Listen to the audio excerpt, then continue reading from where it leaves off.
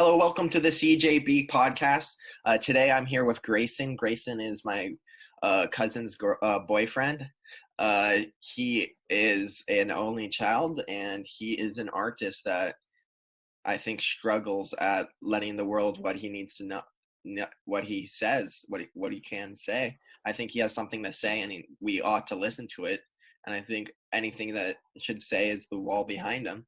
There's very few people that I've seen with such a cluttered wall, and one of those people that I greatly respect is Jordan Peterson. And Jordan Peterson has just as cluttered wall, except with more like Soviet paintings and other things, so we don't forget the 1900s. But I think this man definitely has something to say, and I think something to learn from, based off of his choice in video games and honestly his choice in shows. Thanks for having me. Okay. So, Okay. like I said, a man of many words, and this is going to be fun. Yeah.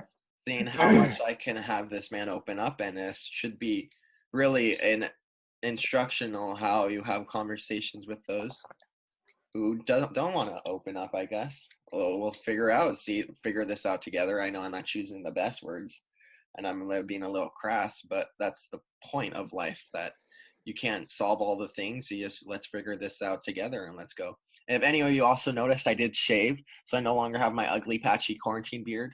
I had enough times where I passed the mirror and threw up in my mouth a little bit and getting the taste of throw up where he's getting kind of tiresome. So no longer any quarantine beard. So growing up an only child, are you pro, anti? You wish you had family, siblings?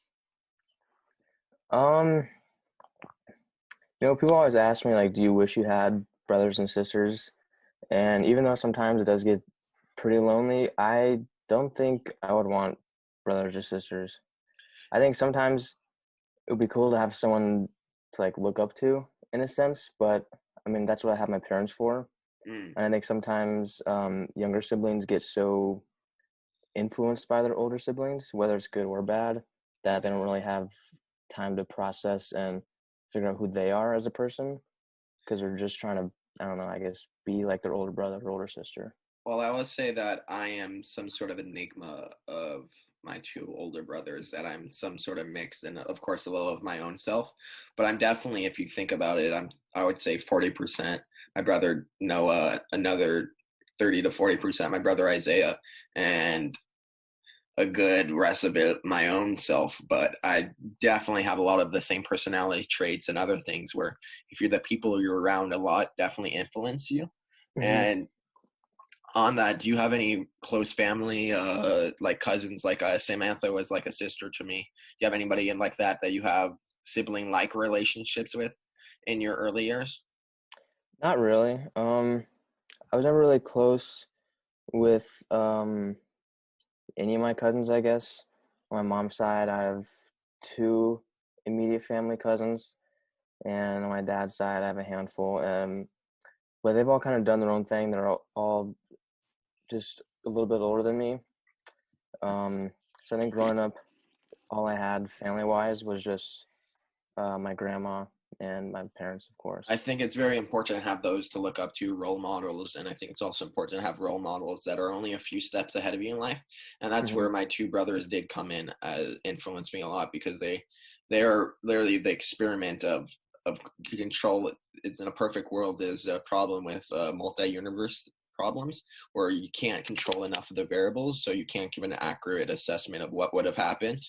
But I used my two older brothers as the closest you can. They have the same parents. They live in the same household, and I did look up to them and learn from them, and not only from the things they said, but from their mistakes. I definitely learned a lot more from their mistakes than anything else. So Mm-hmm. I let them figure out the bad parts and learn from them. And I really think that's a shame that you didn't get to have that. But maybe in your own life you have your own kids and have them have siblings. What about that? You feeling like you only want to have one, two, or do you want to have one kids, no kids? We're talking about decades in the future, Yeah, unless you want to pot them out now.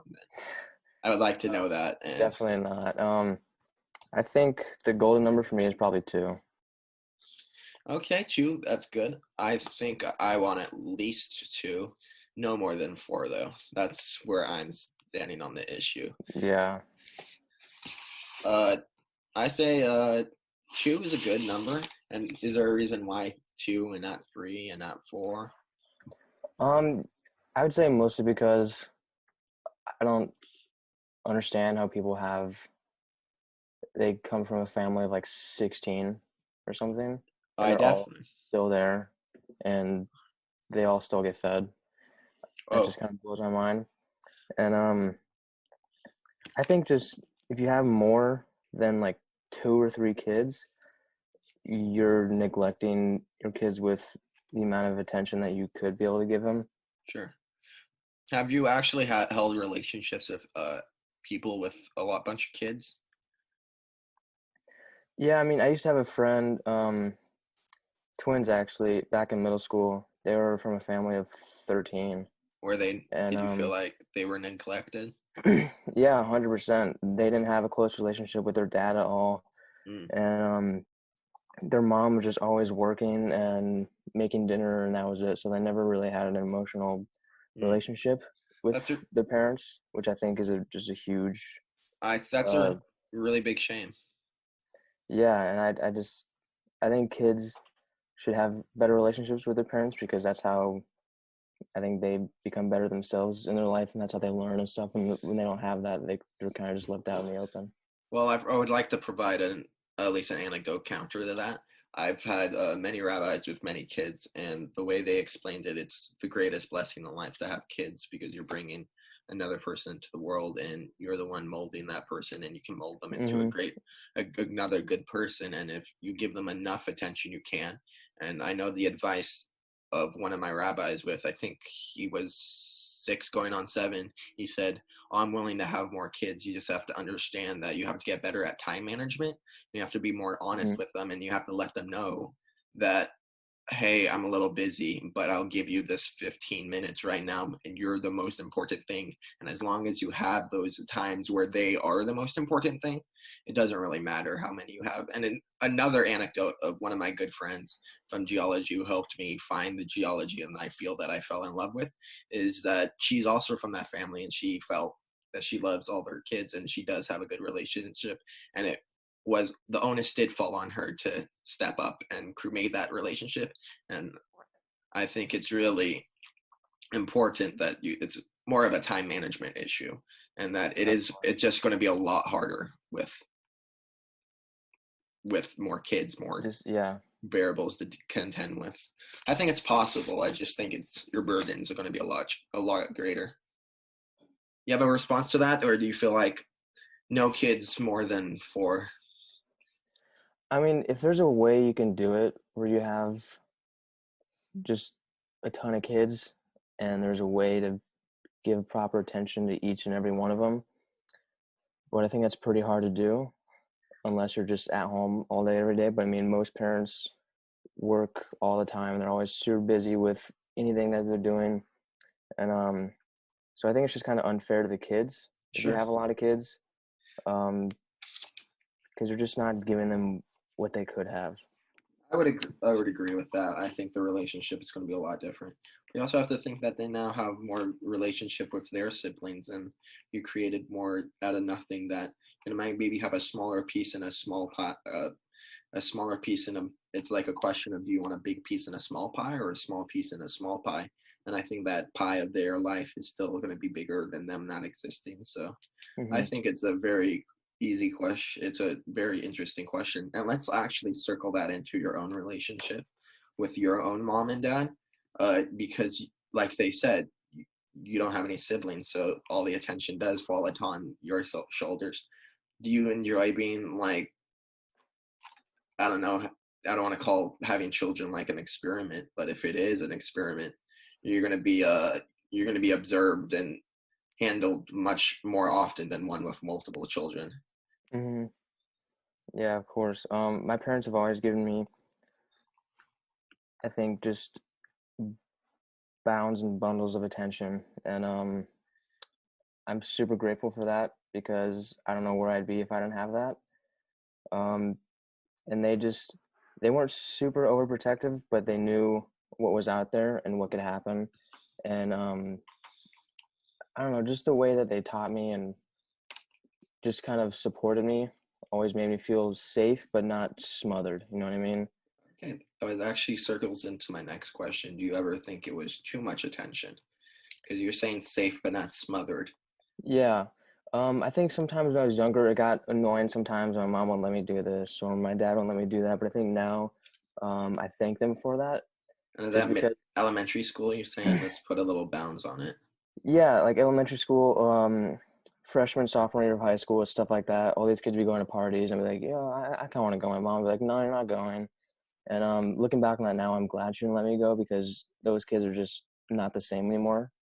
And I kind of just stood by and watched all my friends change and stuff. And I'm happy that my parents kind of made me take a step back and just watch what was going on because And I did think it you just change as well? Do you think you changed I along with them? I would hope that you change with time. You're a young kid, you should be changing. But do you think you changed despite them and you learn from their mistakes? And that you might not have siblings to learn from, but your friend groups could be, those lessons can come from different places. Where my lessons came from my brothers, maybe your lessons came from your friends. Is that, you think that's the case? yeah, yeah, I think so. I always since I was an only child, I didn't really have I wasn't really super social. I was a lot when I was younger, but as I got older, I just kind of just got more and more quiet, and I just kind of watched everything that was going on around me. So And freshman, sophomore year, you're social, you want to hop into the swing of things, you want to go to parties and stuff, yeah, and yeah, I mean, it's a new thing. High school, everyone hears about high school growing up and all the movies and stuff, and the way pop culture describes it. It seems super exciting. But as it started going on and stuff, I started seeing my friends getting into drugs, kids I know dying, and stuff like that. So for me, it was just kind of maybe take a step back and kind of a hit of reality, I guess. well, you just hit me with something really hard there. You said friends dying. Is that Yeah, what year, or what year is that, high school we're talking? I hope yeah, it's high high school. school, not elementary school, that's for No, sure. no, no, high school for sure. I knew. I think I wasn't super close with any of them, but Friendly. yeah, friendly. I would say hi to a couple of them. The first, I think, freshman, sophomore, junior year, there was about I think 3 or 4 kids that died, and I knew friends that knew them super well. And then senior year is when I knew a couple kids that died that I was What type of friends with. school you're going to? Does people in Arizona are It's just that bored that they just intake all the drugs? Is that like serious desert culture? Because I thought we live in a desert here, but is that, do you think there's a reason why so many kids dying? I would say so. I mean, the town I grew up in and where I still live in now, Anthem, is just it's more of a retirement community. And so you're pretty far from Phoenix, about 40 minutes away. And so, I mean, if you're a kid, you don't have a car and stuff, you just kind of roam around Anthem, go skate, do whatever. And I think that's why a lot of kids I know experimented with drugs and stuff and started, dealing and getting into stuff like that. And I think that's why it just kind of got a little dangerous in some And aspects for are some they kids. dying from doing stupid stuff on drugs, or are they ODing?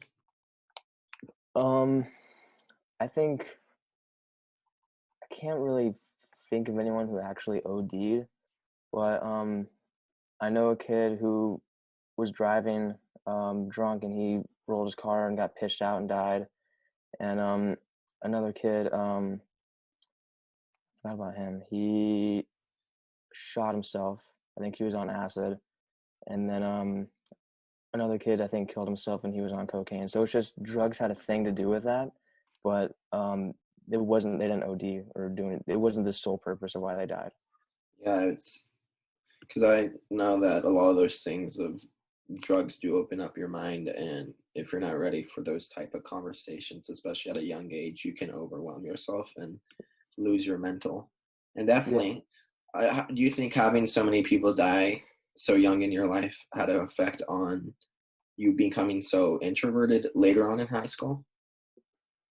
Um, I think so. Yeah. It just kind of I don't know. It scared me in a way that I was seeing all these real life things happen that I couldn't believe it at first. So I was like, wow, I thought people only did that in movies. Then it started happening, and I was kind of witnessing that. Going back to school or whatever the day after something kind of life changing happened to someone. It was just kind of surreal, and just for me, I just didn't really want anything to do with that.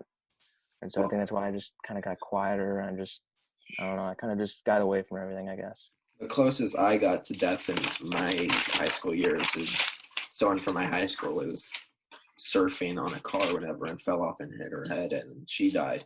And that was Yeah. definitely a lesson in my life that don't do stupid stuff. And if you do stupid stuff, wear a helmet. And Hmm. that's the lesson I got from it. But it sounds like it pushed you away maybe too far, and you think it pushed you away too much, where you should have not allowed yourself to get that far. Maybe have been more sociable in your later years of high school. Or are you happy with how things ended up, all things considered? Um, You have a I think a mix magic of wand, both. a little like you Yeah. got a magic wand. What if you could change majorly or minorly? Would you change? I think minorly, I'm pretty happy with how my high school career ended up. Um,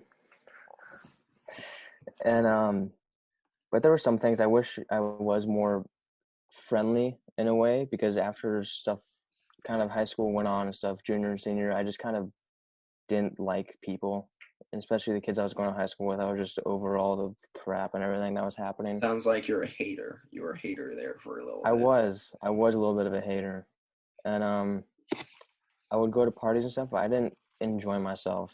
If I go to a party, I was kind of looking for a fight and stuff like that. And after high school, when I graduated and stuff, I kind of looked back and I didn't really understand why I did that, and I was a little upset at myself for doing that, because I think everyone just wanted to enjoy themselves, but for some reason I just had these walls, and Do you think I the don't know. walls were the deaths, or do you think No, the reaction I to the wouldn't. death?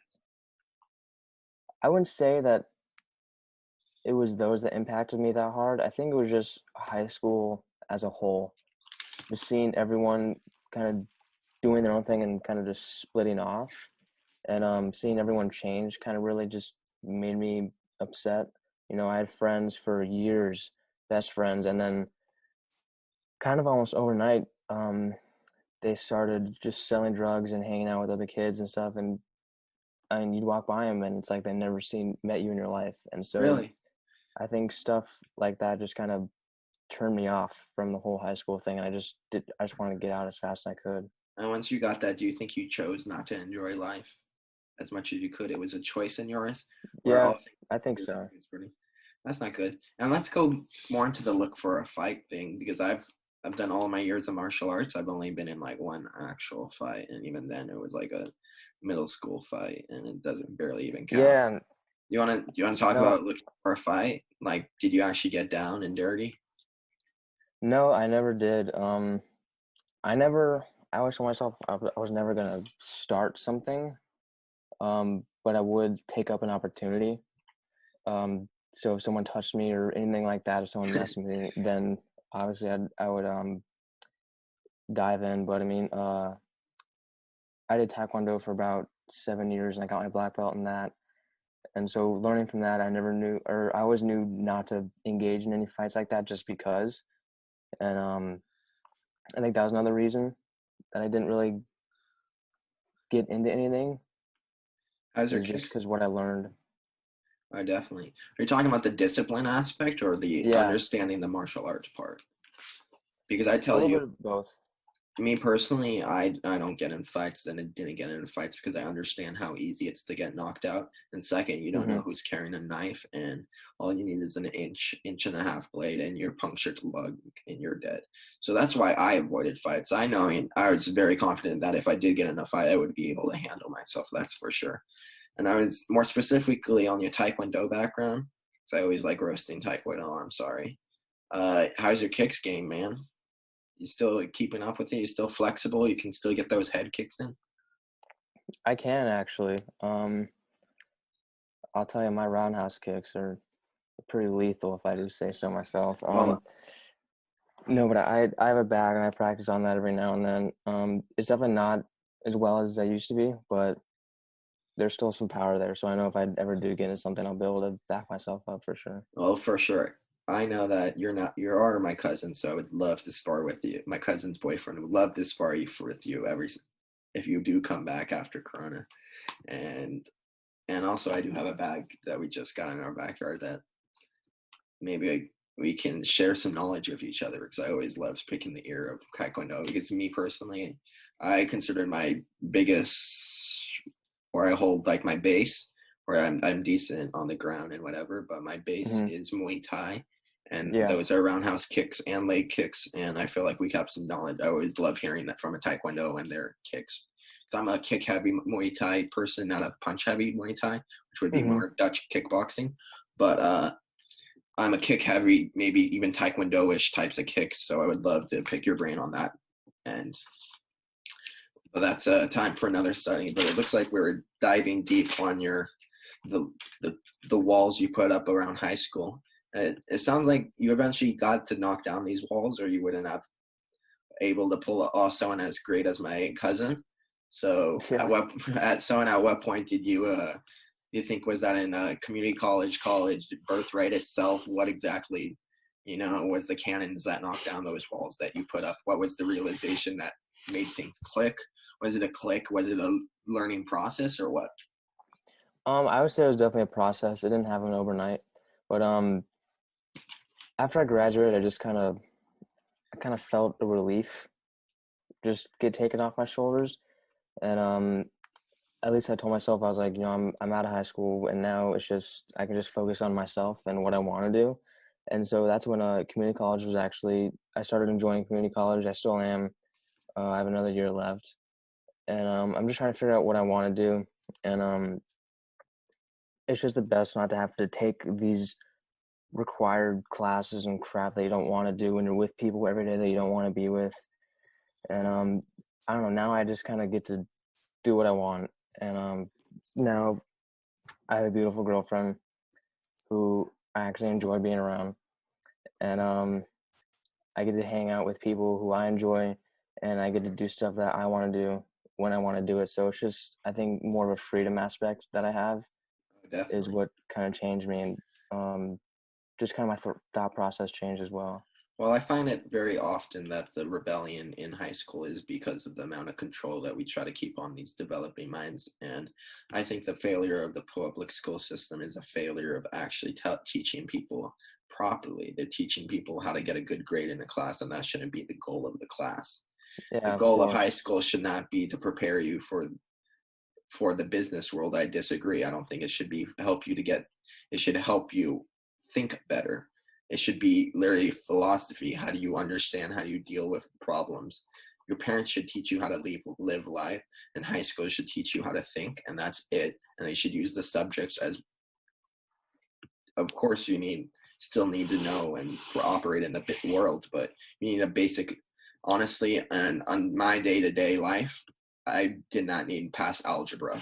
You understand uh, inverse relationships, that's about it. Like, if you know basic density, you're good. You understand you can use enough principles, and unless you're going to become an engineer in the STEM field, you don't really need to go past that. And I think high school put too many controls on people and did not explain what the goal of the public school system ought to be. And honestly, I think I could do a better job than 60% of my teachers. The other 40% did a wonderful job, and I was blessed in the school I went to. And I did have that in mind, that I knew I was going to community college, so I went into high school with that in mind, that I'm here to learn how the world works, nothing else. And I loved my high school experience. There's definitely points I wish I could have course corrected, and I would have had a much better time, especially in the realm of ladies. But besides that, I had a wonderful time, and I think that's. It sounds like you learned. It took the lack of control over your life to figure out what's the point Yeah. retroactively, and I was lucky enough to figure it out proactively. And it seems like freedom let you loose. Do you feel like freedom in life is the reason that you came out of your shell, or coming out of your shell, or whatever? Yeah, no, I think so for sure. It just because I had all this free time and stuff, I was only last semester I was only taking 4 classes. I'm only taking 5 now. Now that What it's is full that time. credit wise? I think last semester it was 14 credits. It's a full-time student. Yeah, and then I'm not sure what it's obviously more now since I'm doing 5 classes. But all I know is that just lost my train of thought. I don't remember what I was saying. Okay, it sounds like we're talking about freedom and how freedom set you free, Yeah, and it was yeah. literally But yeah, exactly. Okay. I was just gonna say that I think having just all this free time now just kind of put me in my head in a good way. And I started thinking about questions that I wanted to find only I could find the answers to. mm, Um, just kind of a lot more philosophical standpoint that I've been in life that I've never been in before. And I think it's because I'm out of high school and I'm just figuring out myself. mhm. And just kind of the point of everything, that whole cliche of what is the meaning and all that stuff. I think it's really coming into play here. You figure that out yet for yourself? You're figuring, No, not yet. but you're starting the process, and that's all that matters. Yeah, That's really good. yeah. I'm reading a lot. I'm watching a ton of videos on just philosophy, stuff like that. Just kind of why everything is the way it is and stuff. Well, And I want to directly challenge you to continue on with that, and that's why this podcast is what I'm really trying to do is to change a generation, and I think this podcast is the way to do it.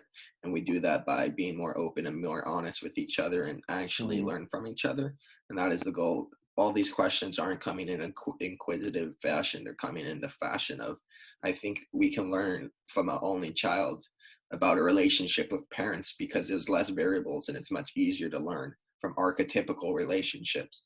That's why I'm asking you these questions. Also, I want to learn a little bit more about my cousin's boyfriend, but it's definitely a secondary goal.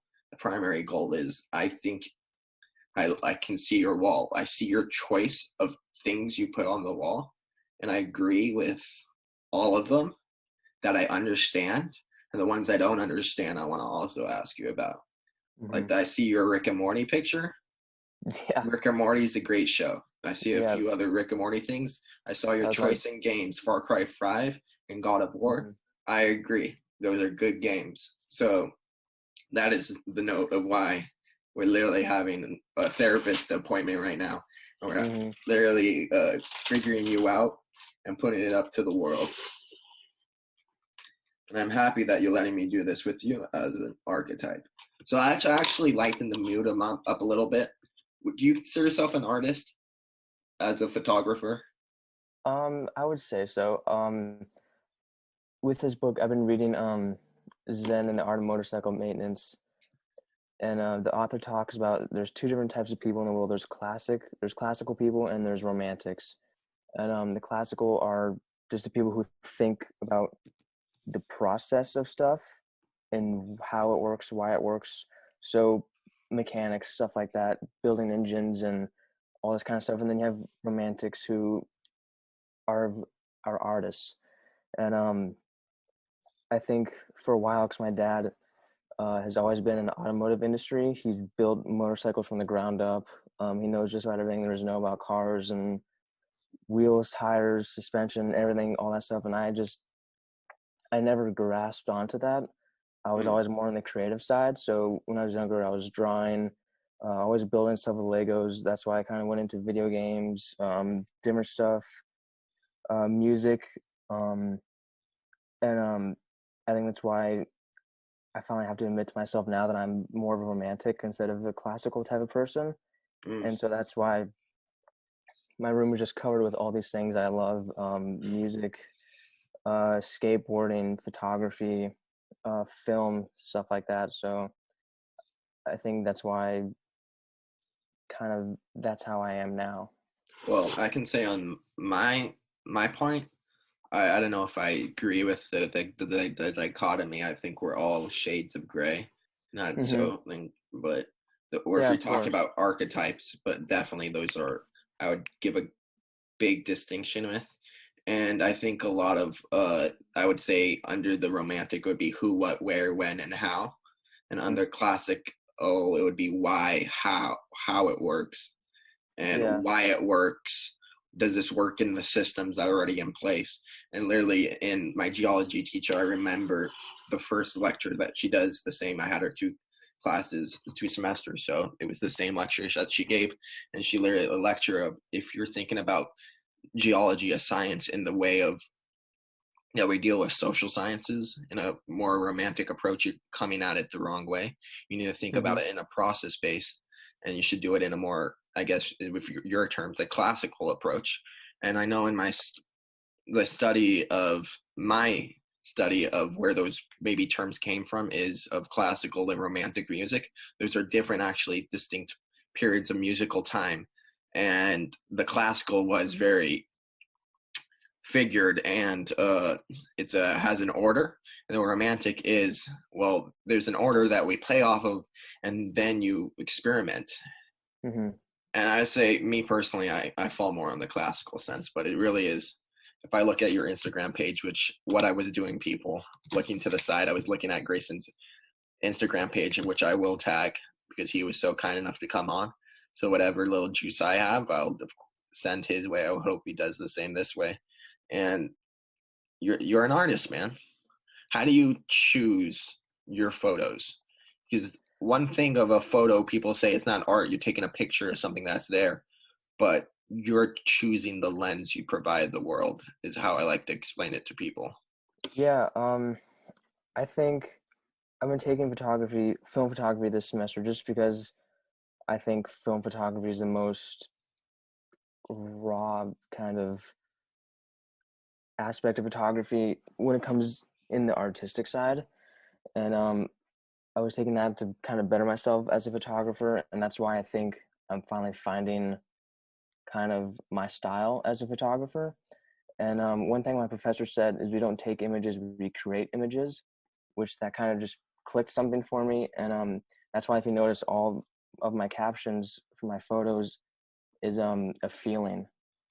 And so it's not just like, I didn't even notice that. But yeah. yeah, So, I like a few of these, the ones that I like a little bit, so you can definitely understand.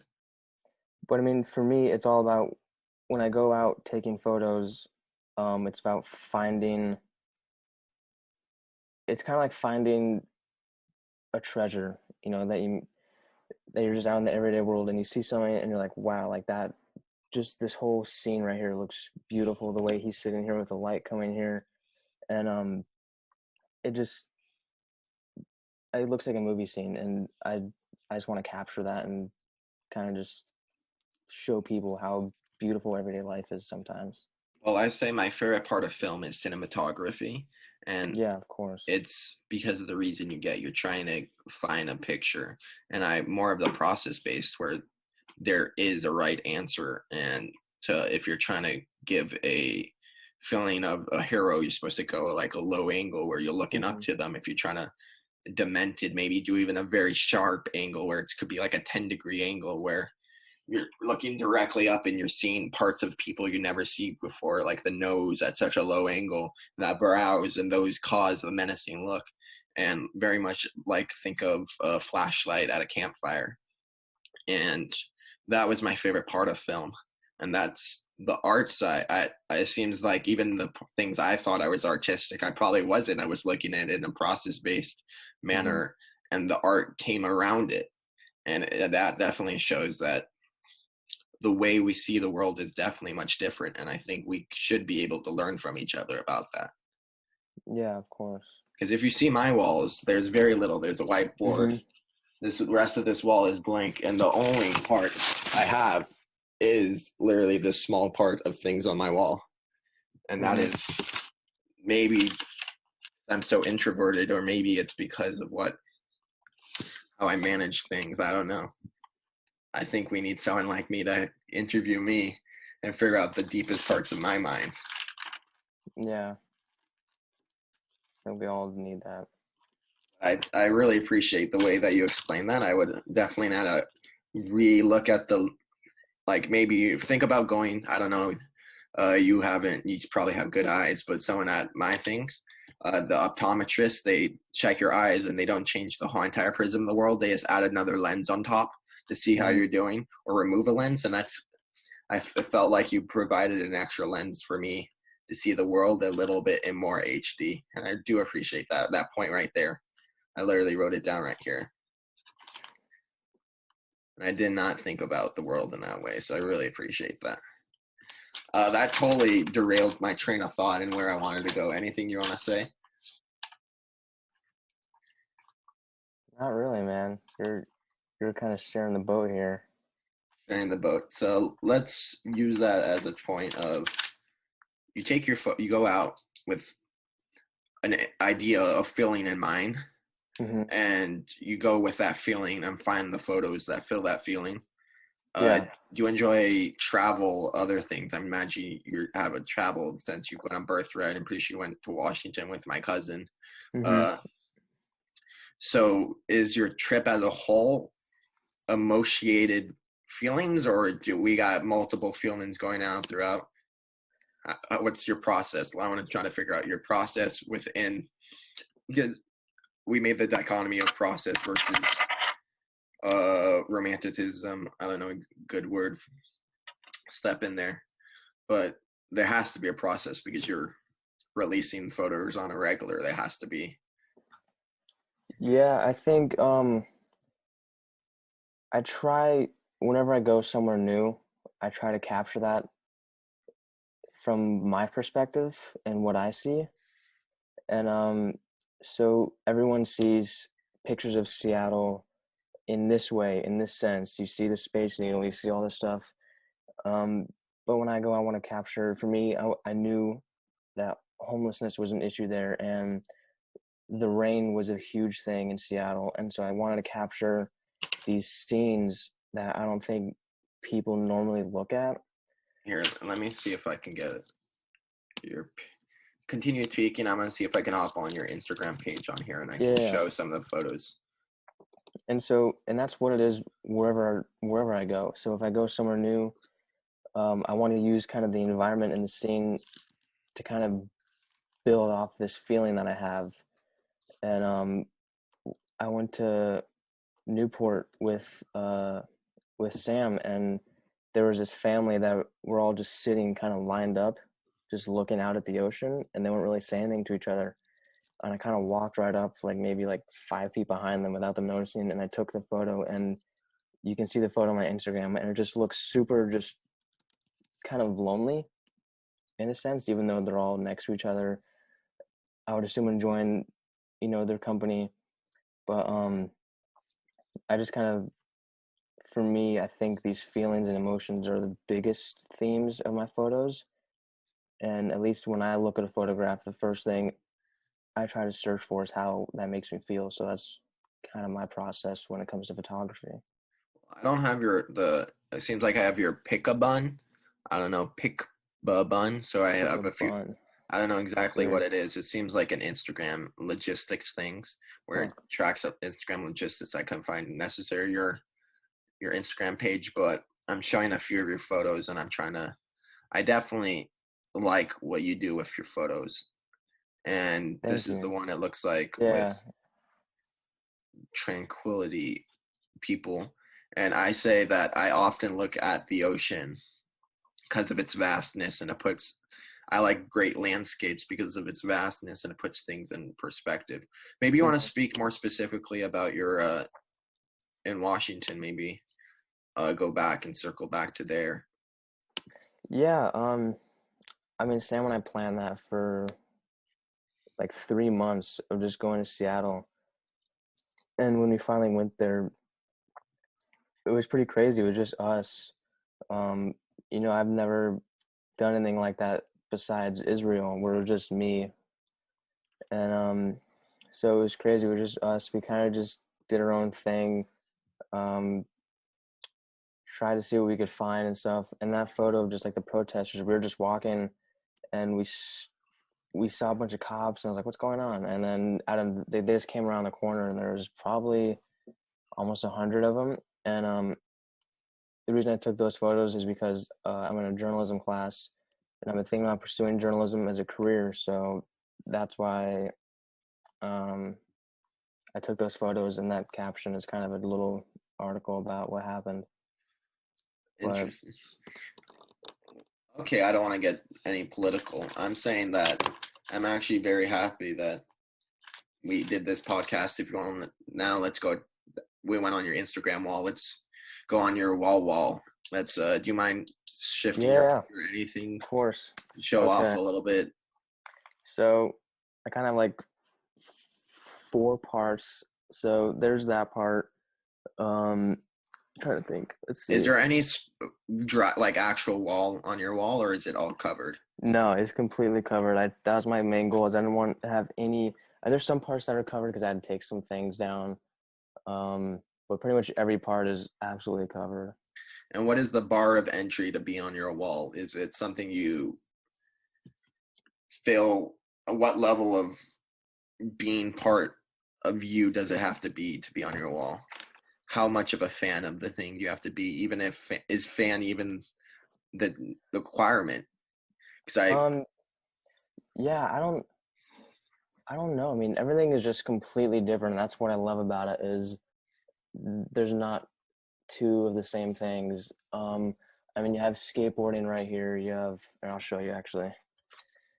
But up here you have skateboarding, and then you have this weird, crazy cosmic art from the '70s that I found in some thrift shop, and then you have anime, and then just all these it's different things. And I think it's just all these little aspects of my life that I just kind of wanted to hang up. And that's great. Each little piece has its own story. yeah, exactly. Mm, very interesting. Uh, Wow. Okay. It seems like if we do dissect your wall, that's going to be me re-dissecting your whole brain. Let's just Hmm. go off a basic point. Let's use your video games and Rick and Morty. Let's use Rick and Morty first because I I also want to make sure you're a good guy on for my cousin. Why Rick and Morty? I want to hear. um let's see, I used to be a huge fan of Rick and Morty. uh I think sophomore, junior year. And then I realized how toxic their fan base is, Oh, and so definitely. I kind of got out of it a little bit. I still enjoy Rick and Morty, but I'm not as into it as I was. But I think I don't know. It's quality wise, I think it's really. I know a lot. I'll get a lot of hate for this, but I think it's a really good show.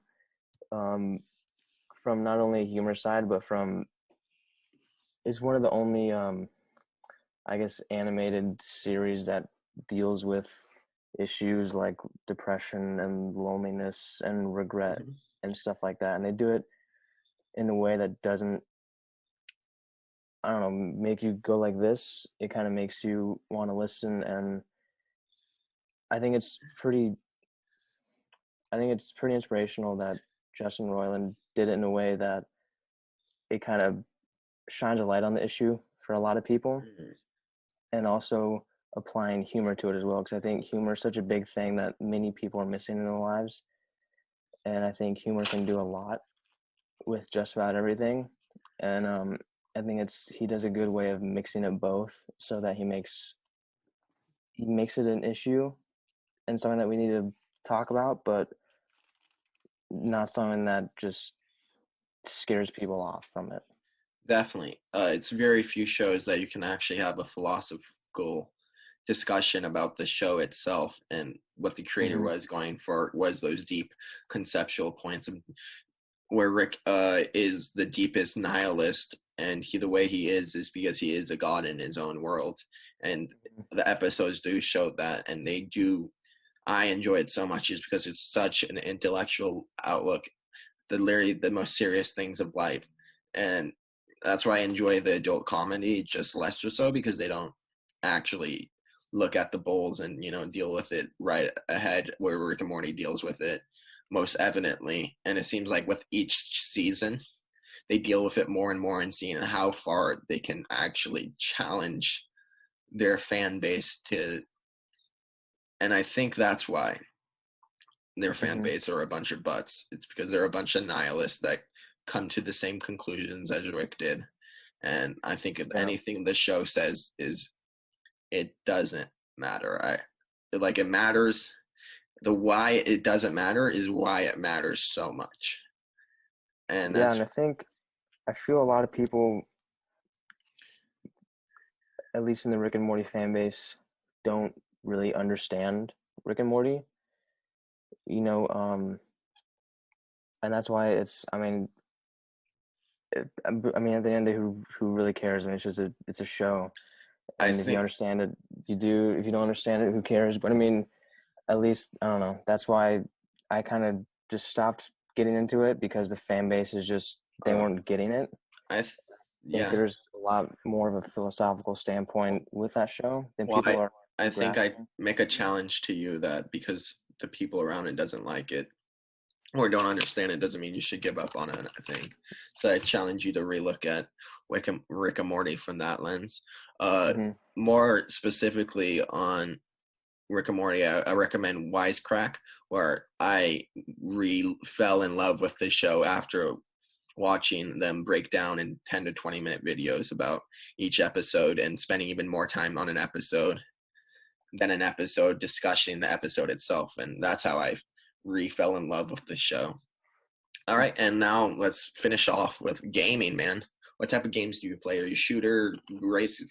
Seems like you have first person as Yeah, I would say definitely. Um, I've been playing a lot of Modern Warfare, God a of War little as a bit through third person. Warzone. All right. Yeah. Well, I mean, it kind of goes. I was never really into like the arcadey. I'm trying to think of games like that. Like growing up, Call I of never. Duty. Call of Duty is Yeah. an arcade shooter. Modern Warfare is not, though. It is a Y- realistic shooter.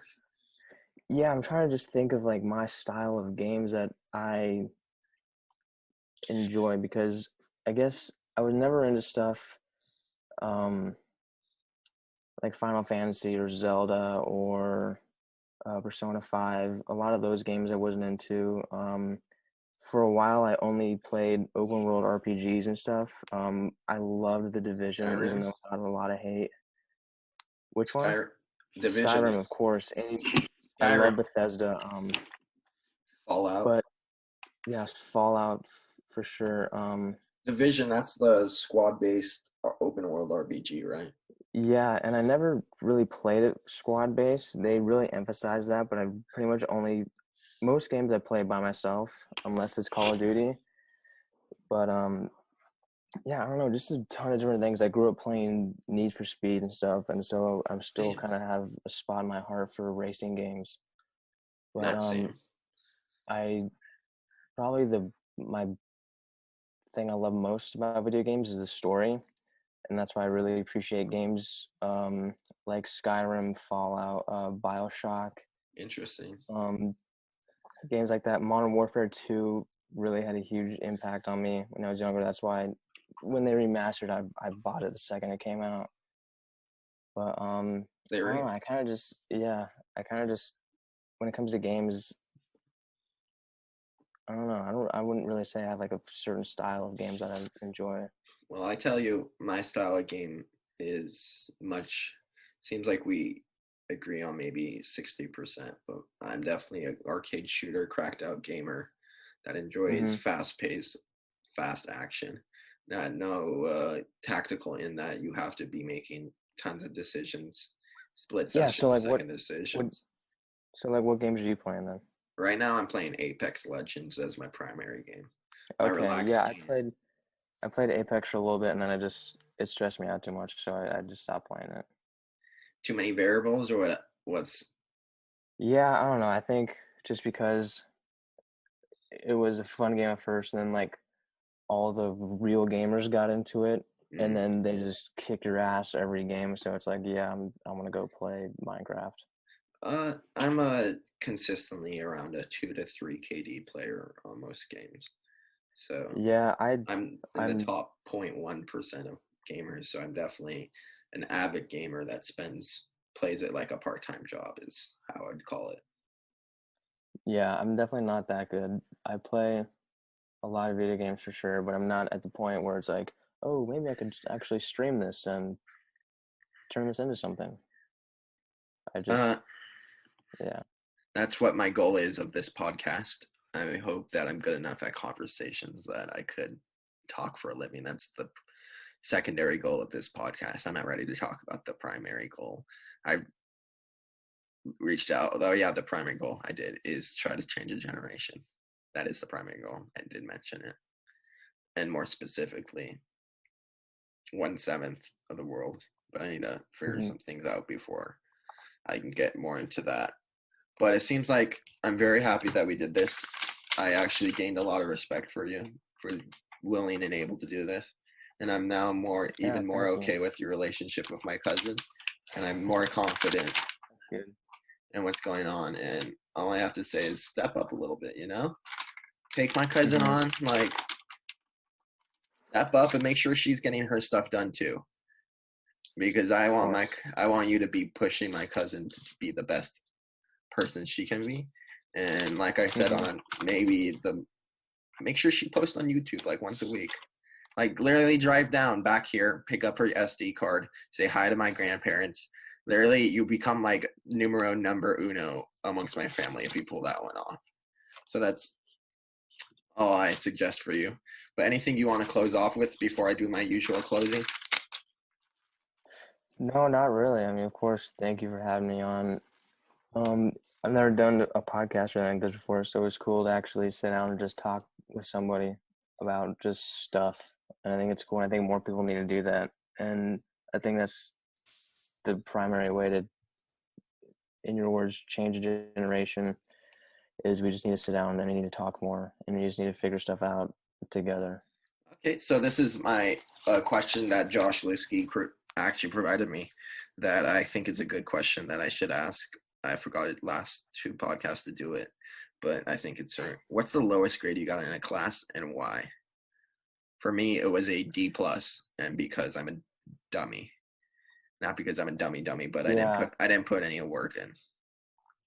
Yeah, I say the same thing for me. I got a C in algebra my junior year, and I just didn't really try, I guess. I don't know, that class just pissed me off. The teacher kind of sucked, and everyone in there just didn't feel like they wanted to learn. So I guess I kind of took that to heart. I was like, well, if they're not gonna, take it seriously, then I'm not. And so, And then you get hurt in the end. That yeah, we already did exactly. discuss your high school, so you don't have to get too much into that. Okay, and then my actual closer is what I learned personally from this podcast. And I think I did learn a lot about you, and I really appreciate that. And B, what I learned from you that I'm going to emulate in my own life is the lens HD, the re-emergence of classical versus romantic. And I Hmm. think that is very nice. The cliche finding meaning, and that we're all still trying to figure that out. I did appreciate you sharing that with me. Uh, the question of choose not to enjoy, you definitely gave me a relook at that in my own life. I will be thinking about that tonight. Probably be the reason why I don't sleep well tonight. And then humor, finding the humor and beauty in everything. Maybe not necessary humor, but the beauty, because that's what your art is. Your art Yeah, is finding the art in the not art. I think that's how I would describe it. Would you agree? I Disagree? would agree. No, for And sure. anything you learned from this podcast? Yeah, I learned that everyone just has to have an open mind. I know everyone always gets told that all the time. It's like, oh, like go into an open mind. So I don't really think we process that and actually apply it. And you just kind of reminded me that everyone does have a different opinion about everything, and that we just need to be more open and honest about that. And I think if we're more honest about our different opinions, then the more we can actually Hmm. talk through stuff and get through stuff without screaming at each other. And I will finish with my one last little rant on how are we going to get this generation better. It's by having conversations, and I think our generation is too tied to the 10 to 20 minute YouTube video model where you get all, you can't have enough of the information. We need to talk to each Mm-hmm. other, not past each other, and that's how we make our generation 100% better. Not just only 5 to 10% better, like most generations do. Let's make the world 100% better. Thank you, and thank you, Grayson, for your part. A little salute because I appreciate your hard work, and that is it, guys.